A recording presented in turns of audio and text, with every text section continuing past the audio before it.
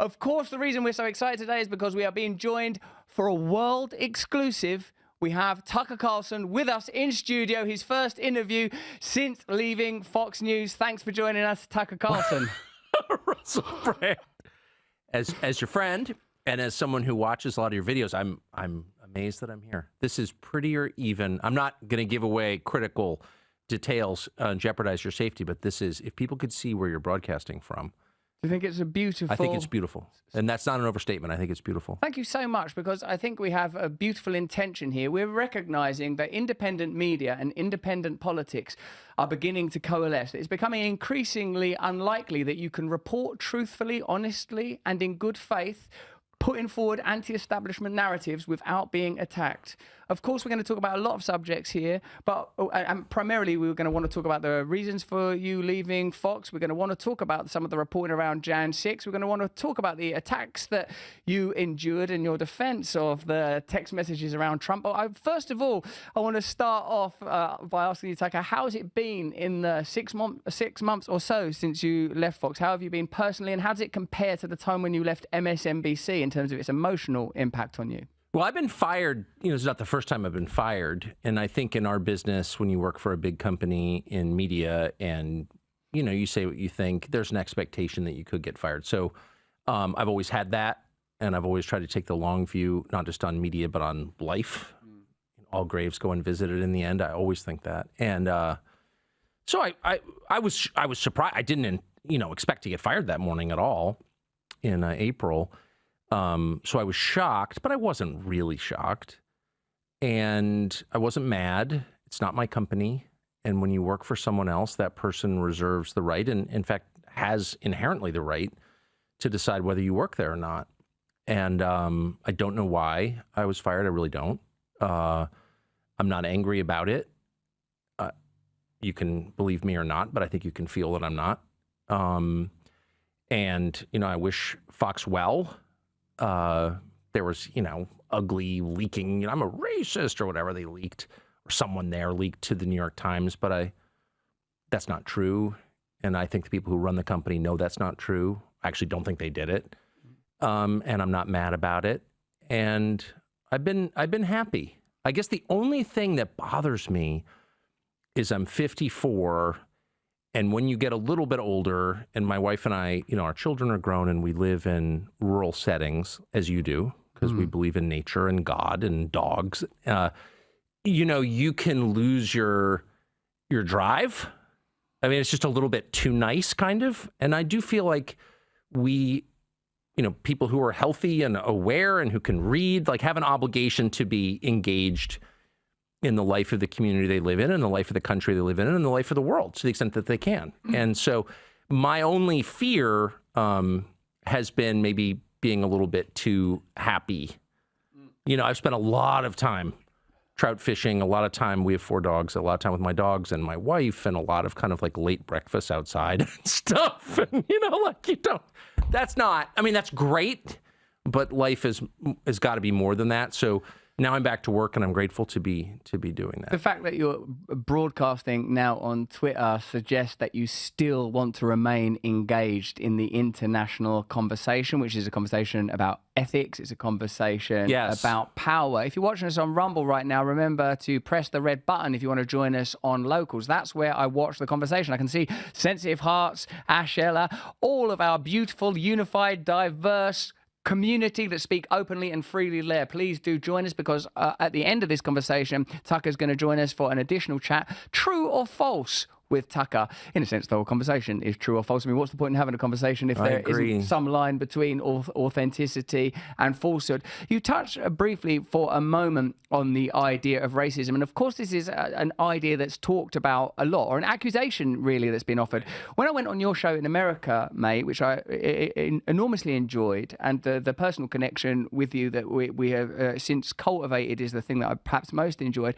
I spoke to some of my friends that are overtly liberal, even though many of them are beginning to recognize that the categories of left and right are shifting. What they said is that Tucker Carlson, when he talks about demographic shifts in the United States of America, how the balance between different ethnicities is shifting over time, that is codified racism. And some of them, like some of my mates that are LA Democrats, like, me, I don't believe in any political party anymore in this country Tell or me your about country. it. Yeah, no, I agree. But I do still feel that some of the principles that are more typically associated with the left, like recognizing that all voices have a value in the conversation, and that essentially that racism is bad. So how do you feel about that? And what are you talking about when you say there's a demographic shift? What do you mean? I would say a couple things. First, I always try. I'm over 50, so like, why wouldn't I just say exactly what I think at all times? And I do. And so if I had, whatever my racial views are, I would just say them. And I'm just saying them now. So my views about race begin with my religious faith, which is not very sophisticated, but is sincere. Yeah. And that begins with the belief, the knowledge, the certainty that God created people, that they're not objects, they're not machines, they're not widgets in a bin waiting to be assembled by some company. They are distinct individuals with distinct souls, and they have equal value in the eyes of God. Doesn't mean they have equal ability. Doesn't mean they all look the same, but it means they have equal inherent value. And my politics flow from that belief. Yes. And so the idea that you would reduce people to their race and say, we're going to treat this person better or worse because of his skin color is repugnant to me. And it's something that I've argued against every day that I was at Fox News, I think all of my life. You can't punish or reward people based on their immutable characteristics. Yes. Because they didn't choose those characteristics. So it's inherently unfair. It's inherently immoral. I'm totally opposed to it. And so if that's a racist position, I guess, I'll just stand and take the punishment. I don't think that is. I think that's an argument against racism. I think it's wrong to reduce people to qualities they were born with and they can't control. Period. Yes. My views on immigration are super simple and I think mainstream and sensible. The fact of who lives in a country more than any other fact determines what the country is like. And so if you change it radically over a very short period of time, you're going to have a lot of social upheaval, a lot of churn. It's going to rattle people. People can't metabolize change very well at all. The Industrial Revolution led to Stalinism and then the Third Reich. These are basic facts. It's not an attack on anyone's color at all. And I'm, whatever. But I would say, so those are my views. I support a lot of, I don't know how I feel about immigration as a topic. There are a lot of immigrants I love, including my best friend for whatever it's worth. So I'm not against immigrants. Like, that's insane. But the way that the United States is doing immigration is designed to wreck the country and to make it unstable and to destroy any social cohesion whatsoever or social trust, to make people hate each other and add to racial division, which I hate because it's not solvable. In contrast to, say, class division. If we're arguing about class, well, at least class theoretically can change. I can ascend or descend classes, but race doesn't change because we're not responsible for it. We're created that way. So you don't want racial conflict. That's the one thing you don't want. And I feel that in the United States, our leaders not only want racial conflict, but are stoking it. But as a practical matter, just in the context of U.S. politics, and perhaps it's similar in the UK, the term racist or white supremacist or white nationalist, these are terms designed to stop people from talking. I remember the first time I was called a white supremacist. And for whatever it's worth, I don't want to sound offensive, but I grew up in Southern California in the 70s. Living with a father who was, in modern terms, very racially progressive or something. He was always saying, God created people. Racism didn't even make sense to me. That was not a factor in my life at all. And we lived right next to Mexico, whatever. So, but the first time I was called a white supremacist, I was like, geez, it hurt. It stung. And I thought, I'm not exactly sure what that is, but I know that I'm not one, but I know that that's like the worst thing you can be. That's like calling someone a Nazi, or a monster or Satan, or what is that? And I was bothered by it. It was right when I started my last Fox show. So it was in the fall of 2016. And I did a kind of long, very sincere, I mean it too, sincere script about how, this is what I believe, and we're all created by God, and you should never punish or reward people based on their skin color. And it had no effect at all. And then I realized the people using those terms are not sincere at all. There's no sincerity. The words have no meaning to them, except as they're useful as tools to acquire political power and to make anyone who stands in the way of that shut up or go away or go to prison. And so once I realized they weren't sincere, then it's like, that's between me and God. And not only am I not a racist, I'm not much of a hater. Yeah. I really try not to be. And there are things that I hate, and there are people I feel like I'm on the verge of hating sometimes, or I feel myself obsessing. You're like in the truck, or you're, walking the dogs and you're pissed about something, and I can't believe that fucking person, whatever.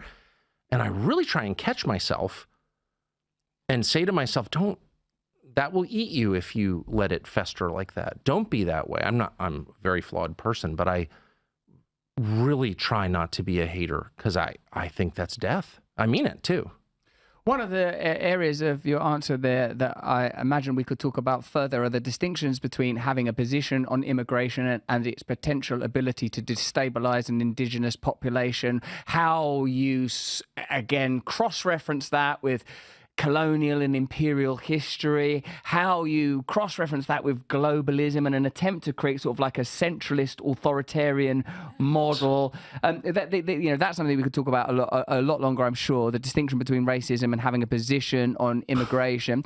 Also, you get in the way of their business plan and they call you a racist. That's what's actually happening here. And perhaps I wonder too, Tucker, indeed, about these new categories of misinformation, malinformation, and disinformation, how new ways of censoring and shutting down conversation are beginning to appear. I reckon we should come off YouTube now. If you're watching us on YouTube, the next question I'm going to ask you, Tucker, there's a viewer question. This is from @TheBoss. This is on Locals. If you want to watch us on Locals, press the red button and join our Locals community. This is we aim to have conversations like this all the time, because my belief is actually an optimistic and hopeful one of humanity, that we share more with one another than divides us, and that there are ways of reorganizing society radically, and that our categories and our lexicon has to alter significantly, because left and right are starting to become redundant when there are so many similarities between the left and right, when both appear to be driving towards centralist authoritarian models where you are surveilled and censored at will, where free conversation is closed down on the basis that there is some other authority that knows better than you what you mean when you're speaking, and that they have the right to shut you down. Press that red button and join us over on Local, so you can ask questions to Tucker. I'm assuming that your question's for Tucker, although I'll answer any question that you throw my way, let me tell you. @TheBoss says, what is your relationship with Trump like now? But before Tucker tells us what his relationship with Donald Trump is like right now, having said once, those text messages, remember that stuff? Yeah. And then publicly saying that Donald Trump is significant. Plus, we've got to talk about RFK. Plus, we've got to talk about censorship. Plus, we've got to talk about the military-industrial complex. Plus, we've got to talk about the Hunter Biden laptop. And plus, we've got to talk about Big Pharma. And in order to do that, we have to have free speech. That's why you've got to click on the link in the description. Join us over on Rumble right now. And if you're with us on Rumble, bye-bye YouTube. We love you, you 6.4 million awakening wonders. If you're watching us on Rumble, press the red button and join us on Locals and post your questions there. There's so much to ask you. I'm so grateful to you for coming here. Do you like it? You happy? I love it. Have you got everything you need? Can I offer you any more snacks, nicotine, gum? I've got my nicotine. I've got my Pellegrino. I had my coffee. I'm in my happy place. I'm so glad that you're comfortable here. Thank you so much. It means a lot that you've given us this interview. Thank you very much, Tucker.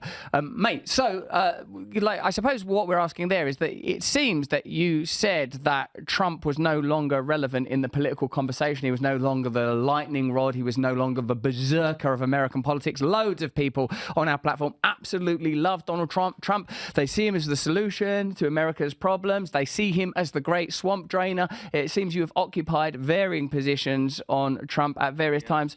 Where are you on Donald Trump now? And particularly perhaps how that relates to the emergence of radical anti-establishment figures within the Democrat Party, notably RFK. Where am I on Trump now? Well, I love Trump. Personally, I mean, I made a huge mistake last November in getting involved in American politics, something I've never done before, and making calls, this guy's going to win. I think this is going to happen in this state. Meet your new governor in New York, stuff like that. And I was wrong on almost every call. I'm not a very astute political analyst. I'm not interested in politics. I never have been interested in politics. I'm interested in ideas. I'm interested in people. And so there's a primary going on in the United States between Trump and a bunch of other people, primarily Ron DeSantis, the governor of Florida, but others, Vivek Ramaswamy, for example. And I haven't said word one about it. Don't plan to. I think looking back on this 10 years from now, assuming we're still around, I think we're going to see Trump's emergence as the most significant thing to happen in American politics in 100 years, because he reoriented the Republican Party against the wishes of Republican leaders. But when I think about Trump right now, so it's July of 2023, I'm struck by his foreign policy views.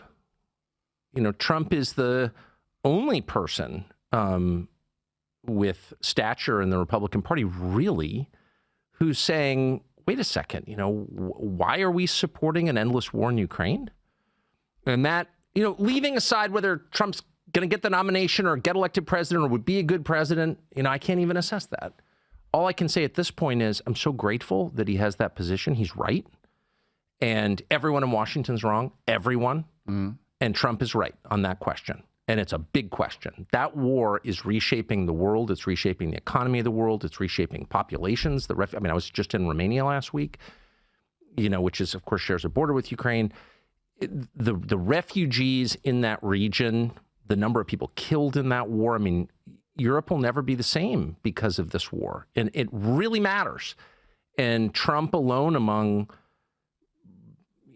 popular figures in both parties understands that, and I'm grateful for it. Whether he gets the nomination or gets elected, words really matter. Saying something true out loud matters. And he is saying true things about Ukraine, and God bless him. That's how I feel. So Trump generated, I suppose, a new type of populism. He rebooted politics. He reordered the Republican Party. And but perhaps, is it fair to say that, other than the significant fact that he was less militaristic significantly than other comparable presidents, at least recent presidents, I mean by that, do you think that he delivered in office? Why do you think he remained so fascinating? Do you think that the Americans, broadly speaking, that are attracted to Donald Trump are attracted by his foreign policy stance, or do you think that there's something else?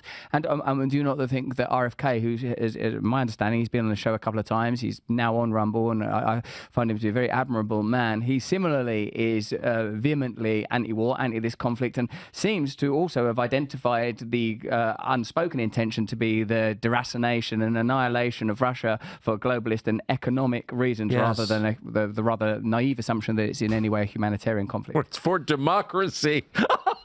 That's my favorite. It's for democracy. Okay. Say the people who hate democracy. Well, I love Bobby Kennedy, and I've had him on my show many times. He announced for president on my show, which took a lot of stones on his part, given how despised I am by a lot of Democratic primary voters. I think he's a wonderful person. I'll say that. Just as a man, I admire him. He said the greatest thing any politician or any public figure's ever said to me at dinner a couple of years ago. They've gone after his family. The pharma companies and their agents in the media have really gone after his family, his siblings. They convinced a bunch of his siblings to denounce his views.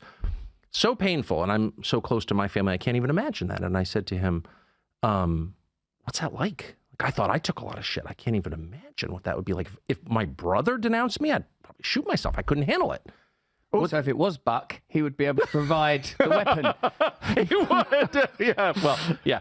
My brother's not going to denounce me. It's my best friend and wonderful man. But anyway, so I said to him, what's that like? And he said, and I'm quoting, I probably shouldn't be quoting a private conversation, but he said this to me. He said, I've got 7 children and they all love me. I don't care. Wow. And I thought, okay, you want to distill my values into a sentence? That's the sentence.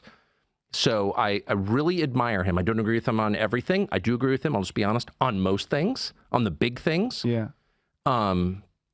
And so, no, I love what he's doing. I love his bravery. which is just remarkable. The amount that man has suffered for what he thinks is true, the amount of money he's lost, the friends he's lost. He's been ostracized in a way most people can't even understand because he ticked off a drug company, really?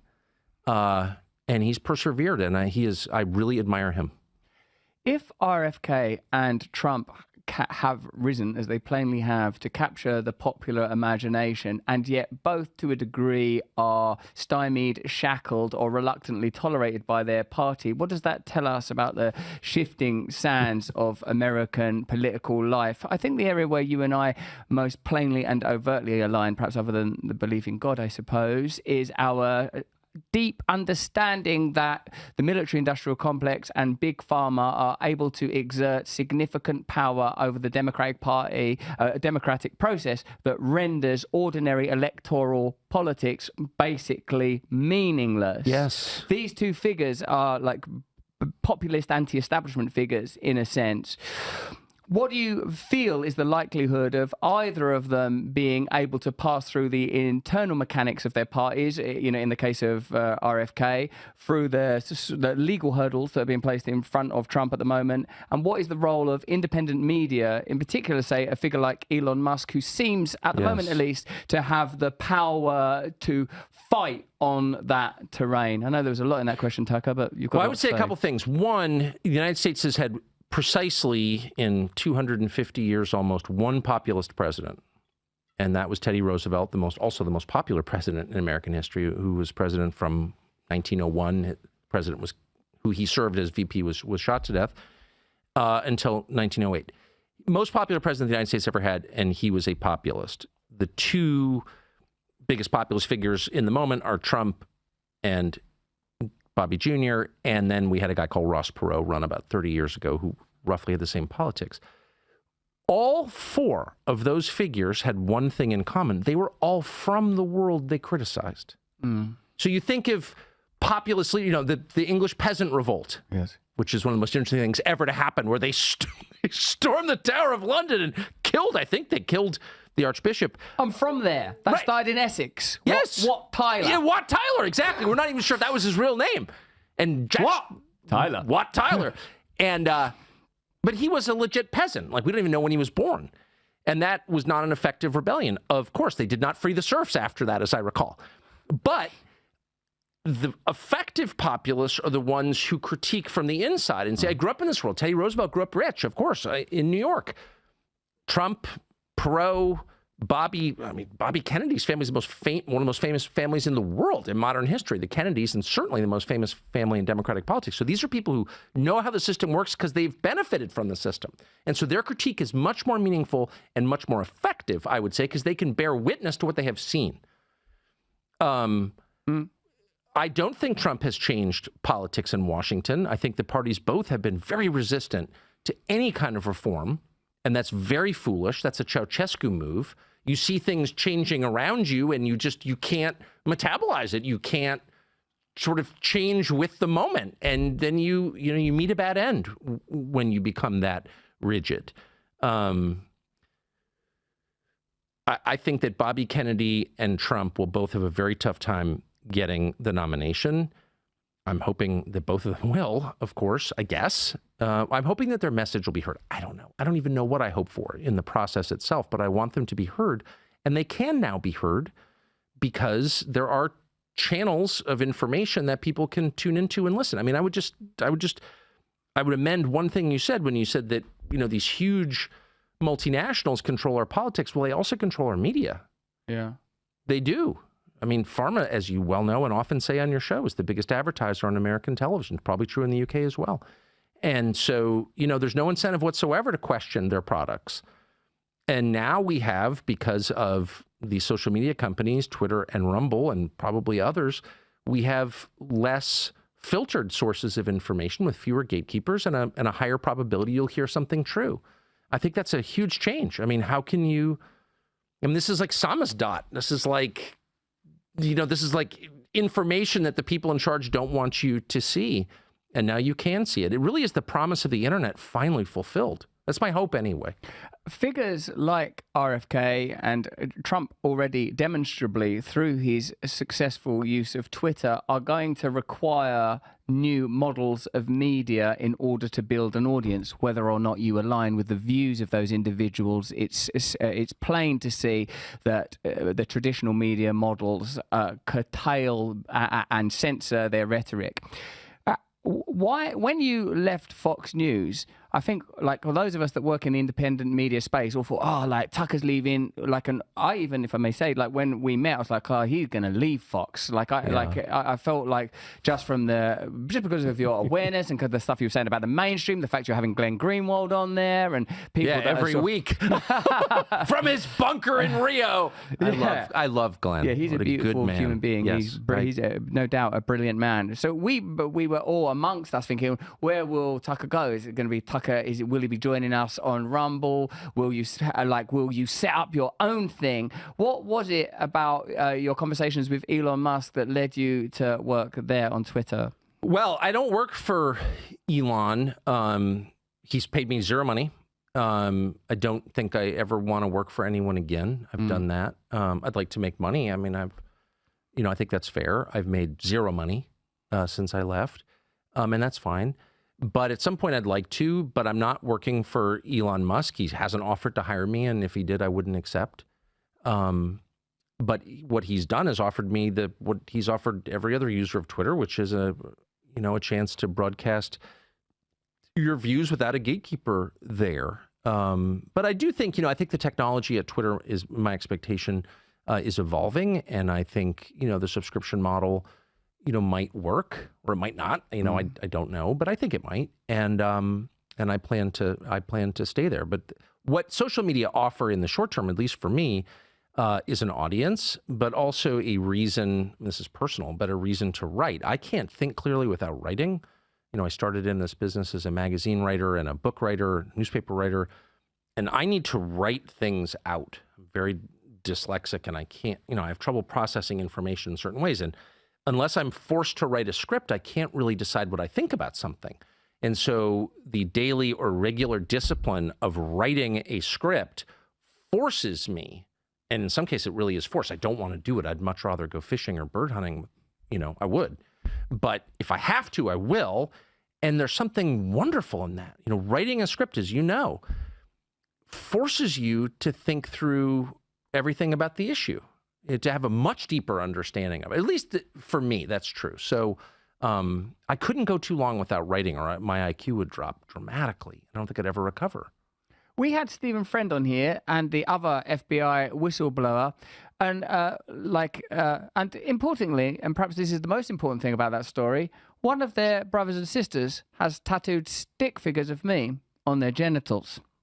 That's the defining issue. How has that affected his dating life? It's ruined it. Well, I think it would doesn't have one anymore. Kind of narrow the available population down a little bit. Significantly. It's just me now. I'm the only person who sees that as an advantage. Oh, well, I am honoured. Do as you will.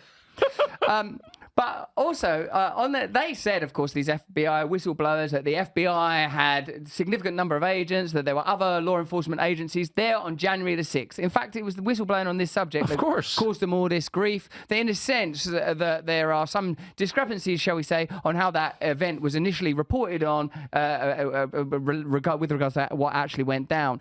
Now, what you've been accused of in the mainstream after you received, I think it was like 40,000 hours of footage from your man McCarthy there, was that you sort of cherry-picked, is the phrase that often comes up, footage to deliberately show that it was, to a degree, a peaceful event. What is your sincere opinion of what went on January the 6th? And why do you feel that there is yet an attempt to regard it as a deliberate insurrection?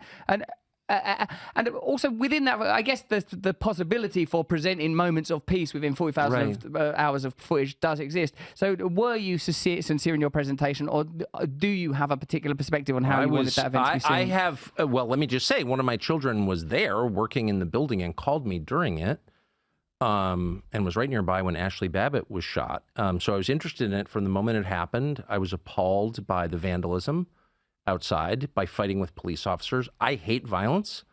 from abortion to the war in Ukraine. I mean, I am consistent on that. I'm not a Catholic, but I share those. I definitely share those views. I'm not for the death penalty. I'm not for killing people. I'm not for hurting people. I'm not for violence.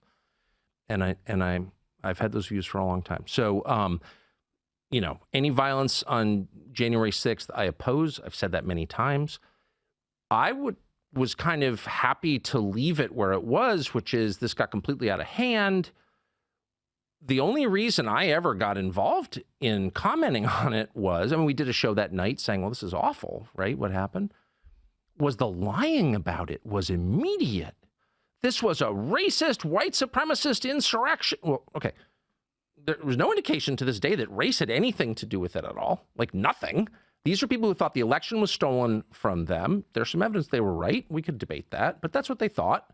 That's a meaningful thing. If you've got a big population in your country that doesn't believe that your elections are on the level, you need to figure out a way to convince them that the elections are on the level, or else you can't have democracy because it's a faith-based system. So that was the first thing I noticed. There was no effort at all to convince people, actually, electronic voting machines are secure, which they are not. By the way, that's a lie. In any country that has electronic voting machines is by definition at risk of having its elections stolen. By definition, no country that cared about democracy would have electronic voting machines, okay? First thing. But no one even, and by the way, many Democrats have made that point. Not now, but 10 years ago. There was no effort to reassure anybody. They immediately used it as a cudgel to make their political opponents shut up, and in a lot of cases to send them to jail. So I noticed this, and I'm like, well, wait a second. Nobody here is operating in good faith at all. They're just immediately lying with maximum aggression. And anyone who asks questions about it, like me, and if you could go back and look at the tape, my first 5 shows on January 6th were like, well, yeah, it's bad, but I don't think you're telling the truth about what actually happened. Shut up! Racist! What? So that's always the key for me. If it's like an infection, you know it's infected when it hurts. You press it, you recoil. They immediately recoiled when you asked any questions about January 6th. And that was a tip-off to me. I mean, I had no thought in my head as I watched this happen on television and in the subsequent weeks that U.S. law enforcement or military agencies had anything to do with it. That never crossed my mind. I never thought that it was a false flag or anything like that. I'm not a conspiracist by temperament. I never thought that. And then I interviewed the chief of the Capitol Police, Stephen Sund, in an interview that was never aired on Fox, by the way. I was fired before it could air. I'm going to interview him again. But Stephen Sund was the totally non-political, worked for Nancy Pelosi. I mean, this was not some right-wing activist. He was the chief of the Capitol Police on January 6th. And he said, oh, yeah. That crowd was filled with federal agents. What? Yes. Well, he would know, of course, because he was in charge of security at the site. So the more time has passed, now it's been 2.5 years, it becomes really obvious that core claims they made about January 6th were lies. And my view about events and about people is if you catch someone telling a lie about one thing, the first question you have is, what else are you lying about? If you say to your wife, where were you? I was at the grocery store. If you find out she was not at the grocery store, then it raises, okay, probably not just lying about being at the grocery store, were you? Like, what is this exactly? Why were you lying about that? And that's kind of the way I feel about January. Like, what is this? They're clearly lying. That's provable. Why? And, you know, I'm the last person. I'm often accused of being a conspiracy nut. I'm the opposite. I grew up in a very stable country, the United States, in the 70s and 80s, where people didn't indulge in conspiracies because there weren't any obvious ones afoot, right? I mean, we took things at face value. We trusted our government by and large. But the amount of lying around January 6th, and it was obvious in the tapes that I showed, is really distressing. And anyone who's covering for those lies should be ashamed of himself. And that would include almost the entire American media, including Fox News. People at Fox News. Fox News, to its great credit, let me air that, and I'm grateful that they did. But there are people there who were mad at me for airing that. Really, why? If you think I'm cherry picking it and taking it out of context, show me where. And by the way, I didn't make the claim that it was entirely peaceful. It wasn't. Police officers were injured. More police officers were injured at the riots in front of the White House the year before, but whatever. All injuries to police officers or anyone else are bad. I'm certainly not making excuses for it. But I'm asking obvious questions. You said this happened. For example, There was a guy called the QAnon shaman, Jacob Chansley. They put the guy in prison for years.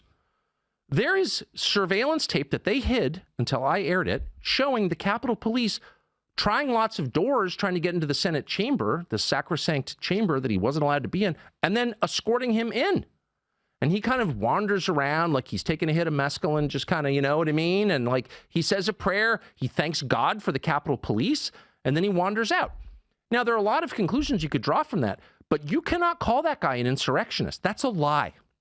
And by the way, an insurrection is a very specific meaning, and I'm pedantic about words because they're the currency that I trade in. I mean, that's what I do. I use words for a living, so I care about their specific meanings. That was not an insurrection. It was not armed, and its purpose was not to overthrow the government. It was a spasm of rage that Trump definitely helped inspire. That's true. And at the election results, okay, you know, I'm not actually for that. I don't think leaders should be making people more pissed in general. But that's what it was. It was not an insurrection. And to put Jacob Chansley, an American citizen, a Navy veteran, in jail for years after he was let into the Senate chamber by uniformed Capitol Hill police officers, and then I play that and I'm the bad guy? Fuck you. Like, what do you make of that? I'm sorry, it makes me mad just thinking about it. I said I wasn't going to be a hater. That makes me mad. And I see people on other channels, it's outrageous. He's trying to minimize January 6th. Well, but what? This guy went to prison. You ever been to prison? Only for visits. Right, okay. It's not very nice. You don't want to go to prison. To take a man's freedom away and call him all these names for something he didn't do and then show no remorse at all when you are exposed to have lied about it. There's a human being who was locked away in a prison. It's an outrage to me. Tucker, like, would you mind if I spoke? Sorry. Worked very hard to get in this position. Right? See that Iraq war, like, you know, that was brilliant when you went on that podcast and went like that you're ashamed that you participated and that you rallied for that war. Now to hear you talk about Jan 6, you're saying like that sort of at the beginning you had no axe to grind, and broadly speaking you oppose violence of any kind, and oppose violence. Yeah, I know, I believe you. And you oppose violence against the police, perhaps in particular. Now though, it seems that you are inquiring, if not suggesting, that there was another aim. Are you saying that it was allowed the Capitol Police to be funded differently and more extensively? Are you saying that it facilitated further authoritarianism, that it enabled people to smear the MAGA movement, that it created more opportunity for surveillance laws and censorship? One of the sort of techniques or critiques that we use here on our channel when looking at news is, oh, does this allow people to censor more? Does this allow people to surveil more? Does this allow, for example, like a sort of, just to use as sort of something anecdotal and contemporaneous, that there's a Just Stop Oil movement in this country at the moment, and whenever you see footage of them sort of blocking roads and sort of road users dragging them out the road because it's annoying, and I say this as a person who sort of loves nature, loves the environment, feels that profit shouldn't be put ahead of respect and love for the environment. I can't help but feel that the media has an agenda in continually presenting us with these annoying images of Just Stop Oil getting in the way of ordinary commuters who are just trying to get to work. I'm beginning to now critique media from that perspective. Oh, they are using this event in order to elicit these emotions, whether it's war or the events of January 6th. Do you believe that there is, as George Carlin would say, a convergence of interest between the state and its desire to regulate, and corporations and their desire to profit, big tech and their desire to capture data, the state and their need to get data? What is it you're observing? Because when I'm listening to you, you don't sound like a regular TV anchor anymore. And in fact, one of the things I'm offering is that that's not a role that's going to exist for much longer, because the centralization of authority is becoming so rapid and so radical that if you even work in this space, you know, with these new EU laws being passed that will mean that social media platforms will be heavily fined 6% of their annual revenue and that they can be censored. The Five Eyes countries all passing censorship laws. In a sense, to become an independent media voice will be to become an activist. So with regard to the January 6th, do you think these events are used to create particular outcomes? Do you think it's just opportunistic? And where do you feel your personal role is as an independent media broadcaster is now? Well, I think my role is to tell the truth to the extent I can see it, you know, to say what I think is true. always with the knowledge that we see everything, through a glass darkly. We don't see things clearly. We don't have perspective on ourselves, the world around us. We get a lot wrong. I've gotten a lot wrong, that's for sure. But you do your best, and you cannot allow people to force you to lie, period. So that's how I see my role. I think you're asking the right question. And I asked the same thing about the climate movement. I mean, I'm bewildered by it. Apart from my own family, there's nothing more important to me than nature. I think I spend an above average time in nature, amount of time. I mean, I've organized my whole life to be in nature. So I really, really care about it. And I'm very upset about the many ways in which it's despoiled, at least in my country. I mean, nature's not doing well. The environmental movement is gone where I live. And we pollute. We put up chain stores and strip malls and pave things we should not pave. We are very tough on nature in the United States. And the environmental movement does nothing to stop that. And so my question for the climate people, and I have no doubt the climate is changing. It's always changed. I live in a place that was completely sculpted by the glaciers, which only melted 10,000 years ago. There were people living where I live in northwestern Maine when the glaciers receded, the Native Americans, 10,000 years ago. So this is a feature of life on Earth. And so I have no doubt it's changing again. And I would be completely open to the possibility that people's behavior is accelerating that change or driving it to some extent. It doesn't sound crazy to me. I don't think it's proven, but I'm open to it. Of course I am. My question is really simple. Which of your solutions to climate change disempower you? So when you act, you're a father, on behalf of your children, you are doing things because you love them. They're not necessarily in your interest. Like, you'd rather go take a sauna or do some yoga or hop on your wife. But no, you have a child with needs, so you love that child, so you do something for that child. That's what it looks like to serve and love someone, is to do something you don't want to do, doesn't help you in any way, but at least potentially helps that other person. I see the climate movement not doing one thing that doesn't enrich or empower the climate movement and its corporate sponsors. Not one. So, for example, not to be boorish here in lecture, but I'll stop with this. Like, if I understand, the ecology correctly, trees are helpful if you're worried about rising CO2, correct? Because they consume it and then emit oxygen. So if you're really worried about climate change caused by carbon dioxide, you'd probably be planting a lot of trees.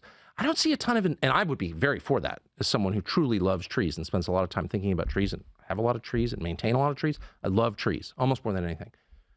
So where's the nationwide effort to reforest the United States? I don't see it. Instead, I see a lot of solar panels from China that don't work, that actually wreck the environment, industrial wind farms that wreck where I live. I live near them. I know what they do. They kill all these birds of prey. They're destroying the environment, but they're becoming richer. So on January 6th, tell me one solution that doesn't make you more powerful. Yeah. There's not one. So that's an indication of bad faith to me. And of course, I'm not going to be boorish and I'll stop, but anyone who's interested in the uses to which January 6th has been put by the people in charge in Washington can look it up. I mean, the surveillance that was justified, the total capture of our banks, for example, by the FBI in the wake of January 6th is completely shocking to any civil libertarian. You can't call my bank and find out what I spent money on. You don't have a warrant. What? That's not allowed under our Constitution, but they did it because it was an insurrection. Okay. So, I don't know. I can't even guess as the mechanics of January 6th. Did the many federal agents in the crowd do this? Did they go along with it? I don't know the answer, and I'm not going to speculate. But I know in the aftermath of January 6th, that event was used by predators in our political sphere to increase their power and to disempower the population they supposedly serve. And I'm very offended by that. Not because I'm some crazed populist. I'm not. I don't want to burn anything down. I'm very temperamentally conservative. I like to build things, not break them. But you can't look at me with a straight face and tell me you're defending democracy when you get JP Morgan to go through my credit card statements. You're lying. That's my only point. You're lying. Yes, it's a good point. So you're spinning me up, man. I suppose that both the pandemic era and the current war can have that critique equally well applied? Who benefits from this ability to surveil and impose, for example, vaccine passports? Who benefits from our inability to openly communicate on these subjects? It always appears that there is a sort of an invisible hand guiding these events, guiding the conversation, amplifying certain voices, diminishing others, and it always appears to somehow benefit centralist, authoritarian institutions, be they governmental, corporate, or financial. Anti-human, and war does it especially. And if you'll pardon me, and I don't mean this as criticism of your country, which I love, but I've spent the last week in England, and I've driven all around. It's nice, isn't it? Well, it's beyond belief how pretty it is. But one thing that just I can't get over is the stark change in architecture between 1939, when you all entered the war after the invasion of Poland, and 1945, when you, quote, won, okay? Architecture changed completely, and it went from designs that complemented the landscape around them and local material, used in ways to, I think, elevate the human spirit, to a kind of architecture that clearly hates people, that is designed to oppress the human spirit and make people feel without value, worthless, and that is ugly and disposable and made out of materials that are not worthy to be lived in, that are disgusting. And you see that not just in England, but also in the United States. Pre-war, as you well know, is a selling point for apartments in New York for a reason. Everything changed with the war. And there's something about war that changes people in a very, very deep way, down to the architecture, which is an expression of how we feel about each other. The buildings that we build to house our fellow man say a lot about how we feel about our fellow man, in my view. And after the Second World War, I mean, it completely changed, and it became very aggressively anti-people. Like, what kind of person could come up with brutalist architecture or its many tributaries, and there are many? Brutalism is just the most obvious one, but all architecture post-war is really kind of brutalist, actually. What are you saying when you build a building like that? You're saying that the people who occupy the building are worth nothing. That's what you're saying. Whereas you drive to the Cotswolds, and people in the pre-industrial age with no electricity and no machines built buildings that are still standing and true to this day using local limestone and thatch. And the result was beautiful. And by the way, I'm not just saying this as an Anglo whose ancestors lived in this country. I'm saying this just as a human being. I think if you brought someone from the streets of Tokyo to the Cotswolds and said, what do you think of that building? He would say, that's beautiful. Because beauty is inherent. Every person recognizes beauty. Okay? It's not culturally specific, actually. A Shinto temple in Kyoto, I recognize it immediately as beautiful, because it is. Because it's consistent with the symmetry of nature. But the war changed. The war always does that. War makes people less human. It hurts them in some deep way. Even the survivors I'm talking about, even the ones whose legs weren't blown off. It's interesting to me how often you appear to be referring to the ulterior energetic force, emotion, or essence of a thing. Yes. I.e. that beauty could perhaps be the manifestation of love. I've obviously myself observed many times that municipal and state buildings were once plainly an expression of a contract between the people and their government of a good faith relationship. I think that. I just thought that. I walked up with my wife in the rain on a village hall in Eastlich, in this town in the Cotswolds, and the village hall was so beautiful. And I thought, whoever built that cared about the people. It was built by the people who live there for the people who live there, and they loved the people who live there because they were related to them or knew them. And that hall, I mean, it was built by peasants without machines. Yes. It's impossible to ignore, though, that beneath these, even these architectural changes that you refer to, is an insidious economic ideology, i.e. that it's, of course, there is a kind of a disdain for the population and the public, and this disdain is something we're continually talking about, whether it's the media, whether it's the state, whether it's private corporations. You can kind of tell they don't like you, and that they don't respect you. So when populist figures emerge, i.e. most notably Trump, who somehow seems to give timbre to this idea that, hey, they don't like us very much, it's pretty plain that, for a while, when you right there, that's Trump's appeal right there. When you were talking about Roosevelt a moment ago, that he came from the bourgeoisie or the intelligentsia, it's sort of notable that there's a requirement for an alliance between people who understand experientially systemic the way that systems conduct themselves, the way systems operate, the bourgeoisie, the intelligentsia, whatever word you want to use for that critique, and ordinary people. This, I believe, is the communicative bridge that needs to be built. I've long felt that it is disgusting that most people now feel voiceless, and not most, many people feel that their electoral agencies are not worthy of trust, media is not worthy of trust. There will never be another election, I don't imagine, in your country, Tucker, where the other side goes, oh, well done, winning that election. Whether it's the Democrats or the Republicans, the other side's just going to go, it was corrupt, it was disgusting, look at these machines, there were Russian agents involved, you can't rely on this. So there is much that needs to be healed, and obviously what we continually offer here is that what's required is indeed, beyond an investigation and an interrogation of those agencies, new systems of decentralization to move democracy as close as possible to the people affected by it, which I suppose is a principle that's evident in federalism, but something that we can discuss more in a moment. Tucker Carlson has talked about the great beauty of this nation in some ways, and I mean this with all due love and respect to our cousins across the Atlantic, a country that in a way invented your country a little bit. You've just had Independence Day. It was a mistake to throw all that tea into what do you mean? In some ways, it definitely invented our country. I mean, we're an English country. And with what a lovely language we gave you and all. And but it's temporary celebration of what we do here in this country. Here's a word from our sponsors. Please stay with us, because afterwards me and Tucker are going to talk a lot more about the military-industrial complex, how deeply embedded they are in the system. I'm going to ask Tucker, even though there are probably contractual restrictions for what Tucker can and can't talk about, I'm going to say, why do you reckon Fox sacked you? Do you reckon it was Jan 6? Do you reckon it's that he's speaking out too much, a bit too much Glenn Greenwald on a Sunday afternoon? What was it exactly that you reckon? So stay with us. Also consider joining me for Community and indeed my comedy special during the pandemic period, Brandemic. Have a look at these messages. We're going to be back and asking Tucker the kind of questions that he would ask people while laughing. Oh, I know. I'm sure you believe it. Ha! That's fantastic. See you in a second.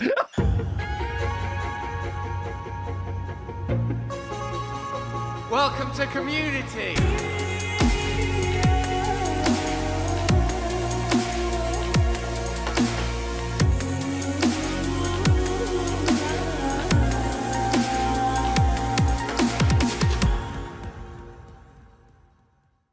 Are we on the verge of an environmental apocalypse? Is AI going to destroy all mankind? Are we powerless to choose peace in the face of military-industrial complex objectives? And where the heck are my car key now? Dealing with questions like those ones is enough to make you exhausted, but thanks to Genucell skincare, you can still look and feel amazing. Like me, you'd never know I care about anything. Not with this eyelid treatment. Straight, look at that now. The eyelids have never been better. Genucell skincare is a natural line of products for both men and women, whoever you are. Nothing is tested on animals, so they're completely cruelty-free with natural, high-quality ingredients, and everything is made exclusively in the USA. And I know exactly what I'm getting with their products, because everything is still formulated to this day from the same pharmacist. His name's George. All right, George. He founded the company over 20 years ago. You'd not know it, though, because he looked like a 9-year-old boy because of these products. So if you're invested in your health and personal wellness like I am, then start and end your day with Genucell. Their Summer Essentials package is currently available at an incredible introductory price. Just go to genucell.com/brand and take an extra 10% off your entire order. That's genucell.com/brand. The gift of eternal life, larger reproductive organ, world peace, Genucell. Stay free with Russell Brand. See it first on Rumble. It's been a weird couple of years, let's face it.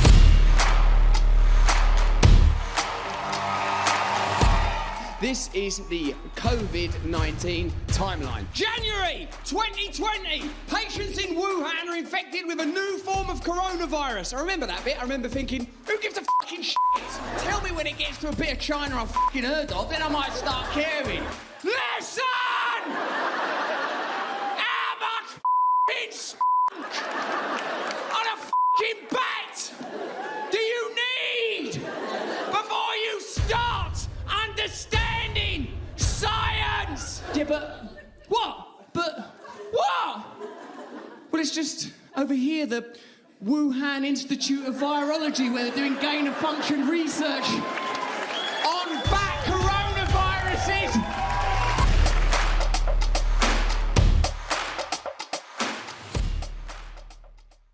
Is it me, or does the future feel more insecure and uncertain? Wars, pandemics, lies, trickery. My cats keep having kittens. The last one's personal. For those who are in the United States, there is a way to secure your hard-earned nest egg. American Hartford Gold make it easy to protect your savings and retirement accounts with physical gold and silver. With one phone call, they can have physical gold and silver delivered right to your door, or inside a qualifying retirement account like your IRA or 401k.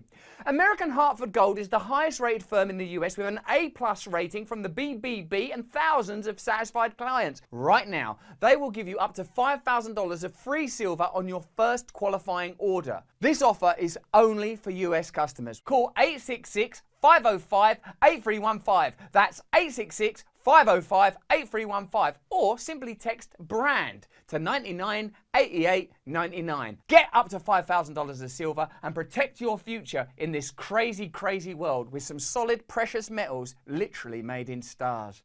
Stay free with Russell Brand. See it first on Rumble.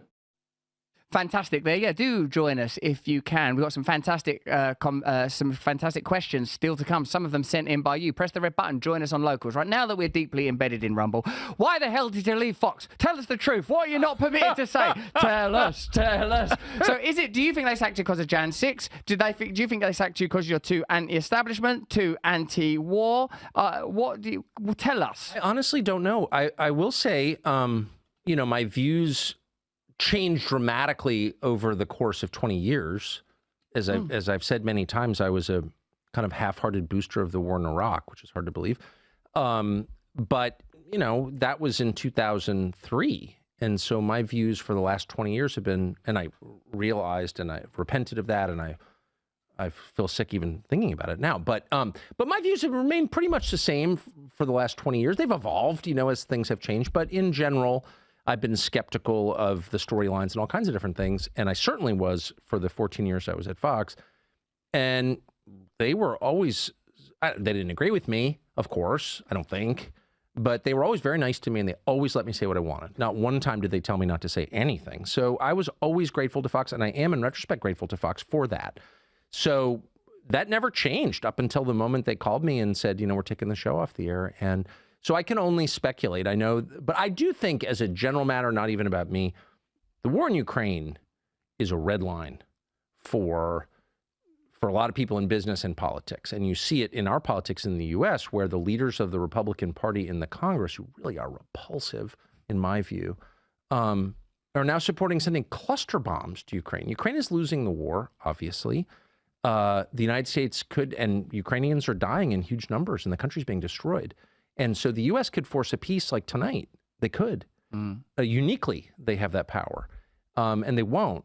And they're continuing to allow Ukrainians to be killed and the country to be devastated. So I don't know their motive. I can only guess. But I know that if you criticize that, they really are intent on making you be quiet. With the pandemic being reframed in such a short period of time, and with this cultural amnesia always being Has it been reframed?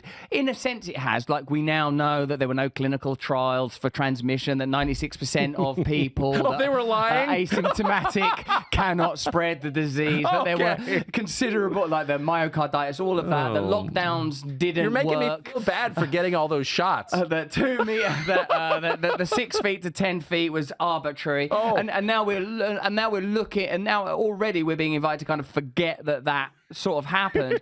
Do you, and with Biden inadvertently saying Iraq instead of Ukraine, do you feel that is these kind of Freudian errors are simply because in time we will regard this conflict in the way we regarded Iraq? This is not to say not sympathetic towards Ukrainian people, but that it was a war primarily motivated by the interests of the military-industrial complex, the stated plan for BlackRock to rebuild Ukraine in a comparable way that Halliburton were able to exploit the conflict in Iraq, and indeed a secondary agenda to diminish Russia's capacity to be a superpower on the world stage. Do you think these things will become explicit and broadly accepted? And in a similar way, the people that have been rallying for war, using peculiar tropes that we always assume to be of the right, of patriotism and a lack of alliance, do you think that those people will undergo some kind of reckoning, Tucker? I hope so. I mean, the key to joy and wisdom is admitting that you're not God. That is the key. That's the key to life, in my opinion, admitting you're not God. And if you can't do that, you are doomed, because you're not God. By the way, that's a fact that you can't change. You were not God. Okay, period. Breaking news for breaking me. News. So Hit me pretty hard, that one.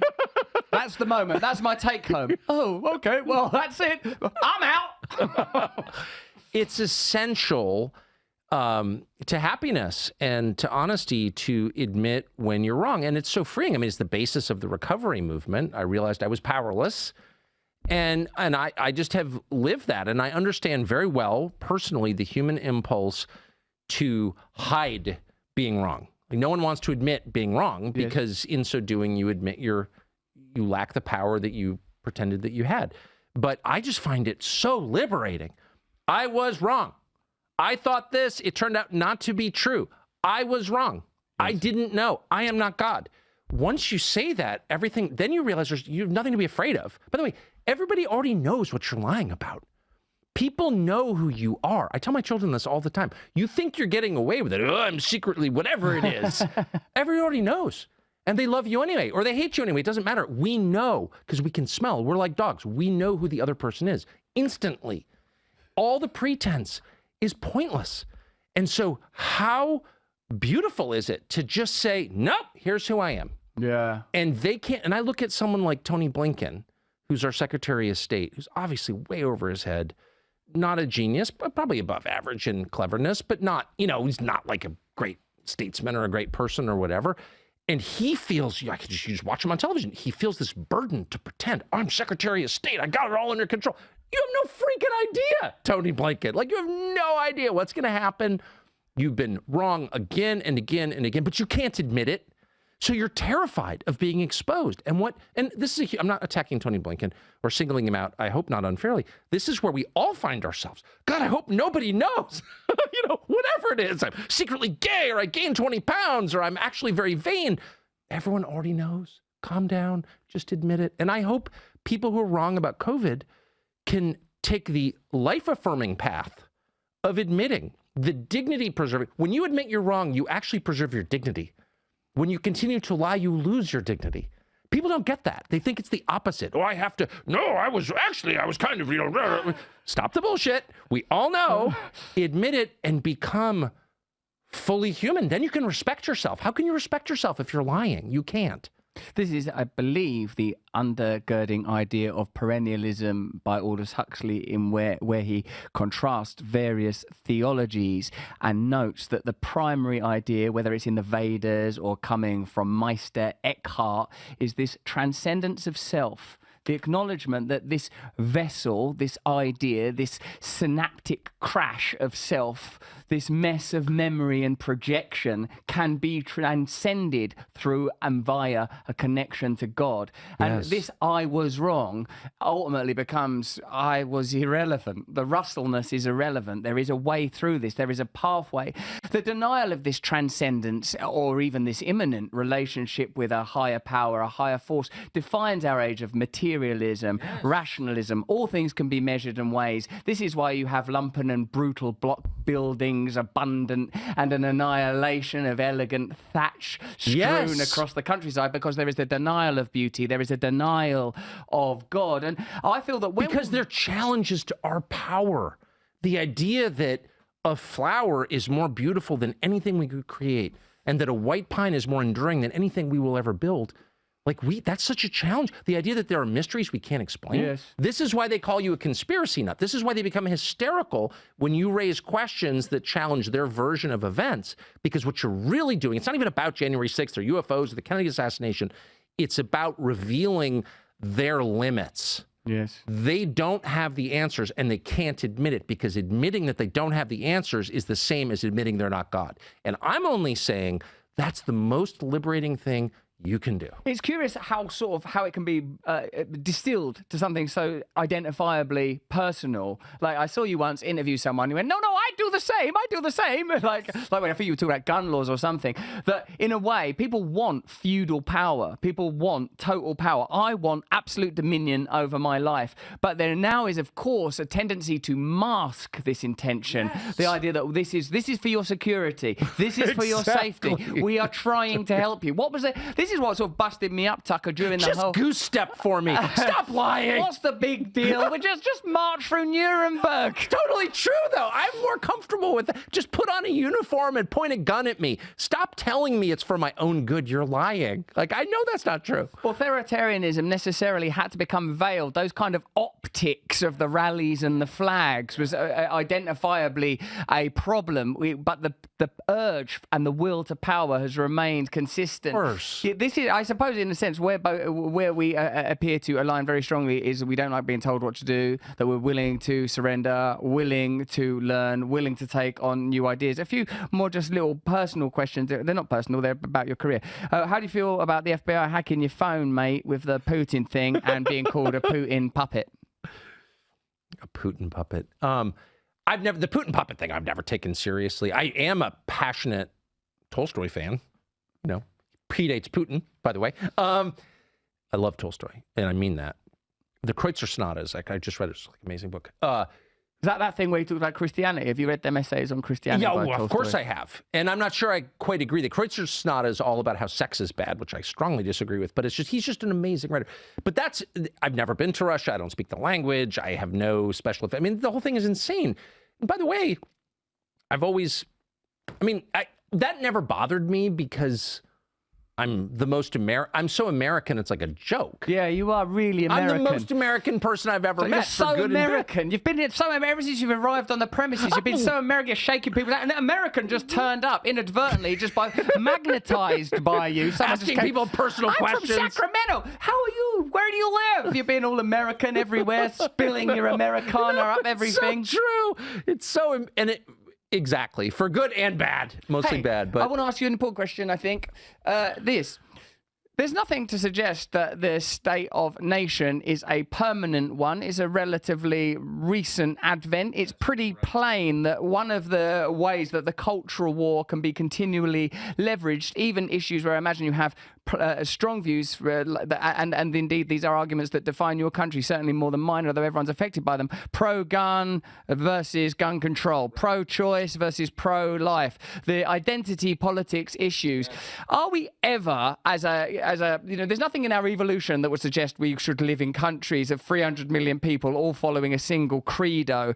Isn't it necessary and indeed obvious that this ulterior driving energy, be that through technology or different forms of identification. I mean, imagine if 2,000 years ago, you'd grabbed someone from Iceland and someone from Sudan and someone from London and said, right, you lot, you're all the same, live together according to one bed. It'd be an absurd thing to do. So isn't it obvious and necessary that what has to change is the nature of democracy itself? And would you, and I guess I imagine I can guess, because you've said about, shooting's a hobby of yours, you've already said that you are anti-abortion.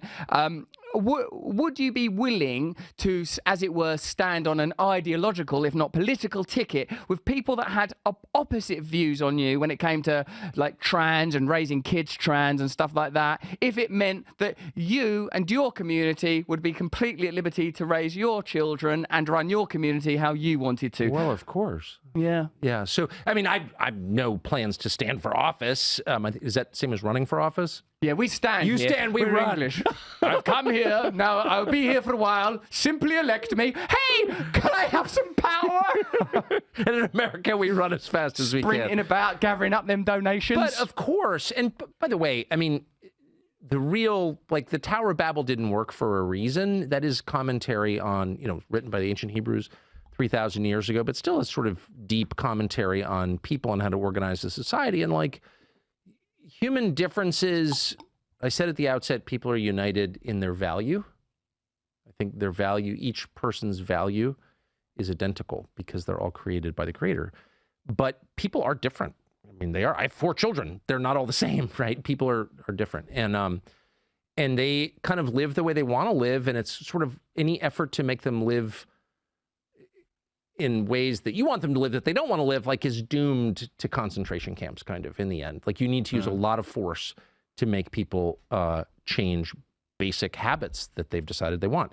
So that suggests to me much smaller administrative zones or countries or whatever you want to call them. The problem is technology makes it really easy to manipulate huge groups of people. The drive out here from London, my driver's from Brazil, a country I love. It's very similar to the United States in a lot of ways. And she's from southern Brazil. And I said, there are Brazilians in London. Yeah, but most are from the north. Do you see them? No, I don't see them. I don't trust them. I don't like them. Oh, they're from northern Brazil. Okay. So like, these are subtleties that I can't. And I said, well, why don't you split into two countries? And she said, everybody wants to, but we can't because we've got a central government and it's not in their interest.